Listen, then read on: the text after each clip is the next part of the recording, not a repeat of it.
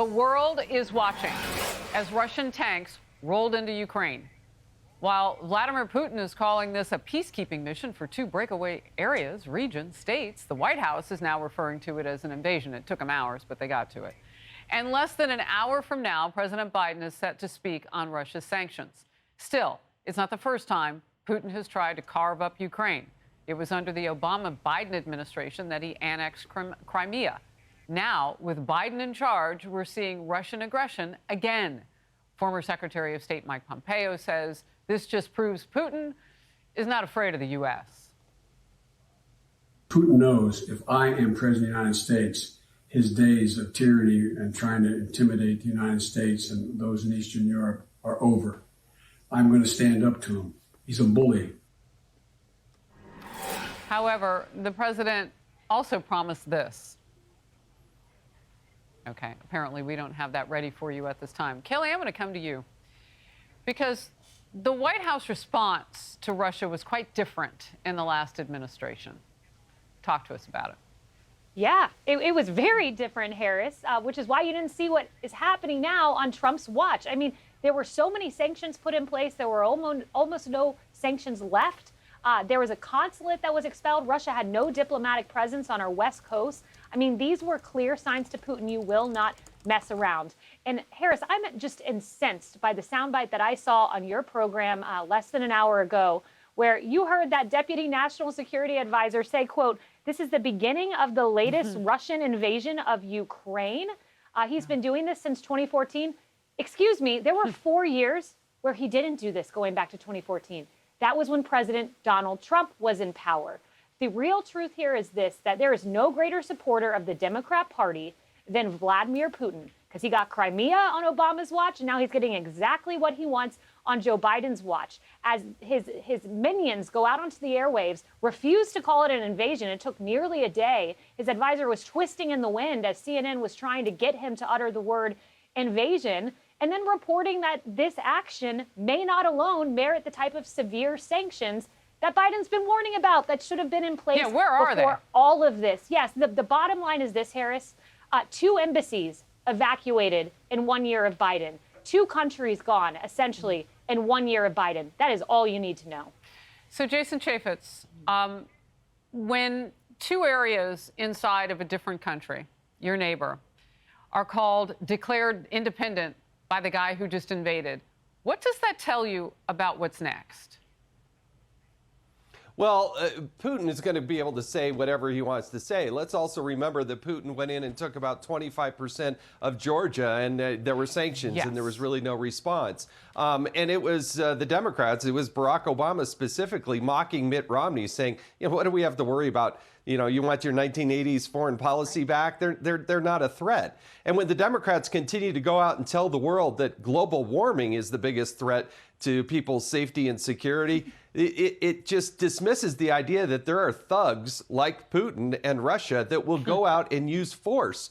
And when they instituted sanctions, as Barack Obama did and Joe Biden did, the first time they went into Crimea, I mean, it didn't really do anything. It wasn't a deterrence. It wasn't so severe that they said, oh, well, hey, we're not going to go back again. It was only Donald Trump who knew how to use all the levers, not just sanctions, but sanctions plus, in order to make sure that Putin wasn't on the march. But as soon as Donald Trump's gone, hey, Biden's there, let's just go marching in. They're going to take over that country. There are millions of people in peril. And I think Europe's in peril because Biden has not offered the leadership to push back Putin and what aggression he may take on other countries. Yeah, and that's been one of the big questions that I've been asking today. Where is tough Biden, the Biden who said that there would be sanctions?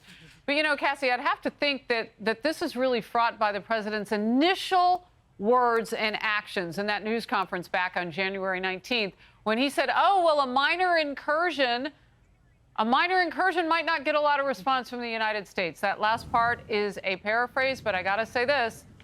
Biden said it, and it would appear Putin did it. Because at first the White House called this, well, I don't know, is it an incursion? Now they're calling it an invasion. Yeah, that's right. And here again, the American people and the world, frankly, are seeing weakness from the United States and from our president. They hear these weak words, they see this muddled messaging, and they see how our enemies abroad pounce on that, just as we're seeing Putin do right now. And when you talk to the American people about this, you see polling, they don't have a super strong opinion on this, but where it gets personal for them is where the opinion gets stronger. What does this mean to us here at home when America is weak abroad? We think these gas prices are high right now. Just you wait if Putin gets more control of the world, frankly. Well, General Kellogg was with me last hour, and he said that we get 100,000 barrels of oil per day from Russia. We're importing oil from Russia, from our enemy. We're not energy independent. Now, we know that, but boy, that's a lot. Let's go and listen to this from General Kellogg, and then I'll go straight to Emily. I think the biggest danger is miscalculation.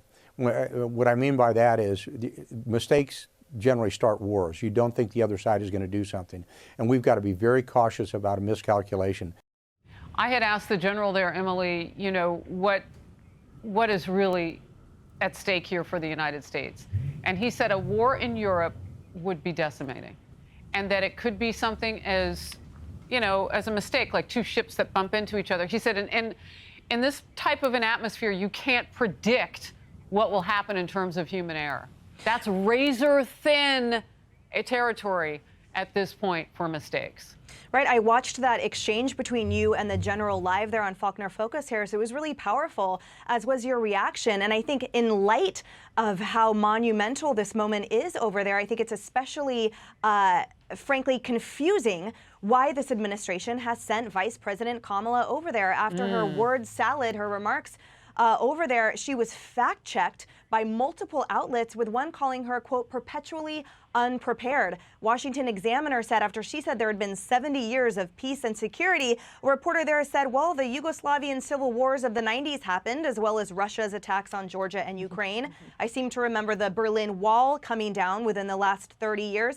Nor do I consider, said the reporter, the Soviet occupation of Eastern Europe as peace and security. It's also notable that the Washington Post quoted an American official about that entire trip that called it disorganized, said that she was burnishing her political credentials rather than finding solutions. So essentially, this administration has sent over a vice president for a photo op, who then makes a frankly mockery of the seriousness of the situation, the global ramifications of such, and is clearly woefully underprepared with her understanding of history, as well as her understanding of the geopolitical ramifications and the delicacy required for international diplomacy. She does not have those chops, bottom line, and we have seen that, the American people, as she being the southern border czar, has failed miserably to either show up or make a difference. So I think what's equally noticeable about the absence of our president's leadership is the dereliction and dilution of our vice president's leadership, or lack thereof. Well, it leaves you asking,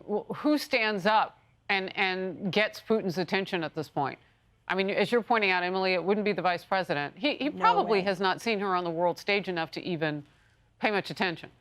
But with the president of the United States now coming shortly, less than an hour from now, this also has taken some time. And as Kayleigh has pointed out, where are these tough sanctions? General Kellogg says it's really too late for that. They work too slowly. Boy, I tell you, who's going to stand up and get tough with Putin now?